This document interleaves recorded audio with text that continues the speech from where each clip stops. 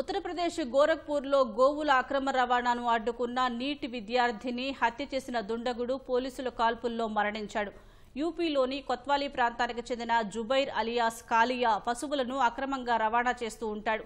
అతడిని పట్టించిన వారికి ప్రభుత్వం 1,00,000 రివార్డు కూడా ప్రకటించింది. ఈ నెల 16న గోరఖ్పూర్లో జుబైర్ పశువులను దొంగిలించేందుకు ప్రయత్నించాడు. జుబైర్ను నీట్కు సిద్ధమవుతున్న 19 ఏళ్ల దీపక్ గుప్తా అడ్డగించేందుకు ప్రయత్నించాడు. ఈ క్రమంలో దీపక్ను జుబైర్ చంపేశాడు. నాటి నుంచి అతడి కోసం పోలీసులు గాలిస్తున్నారు.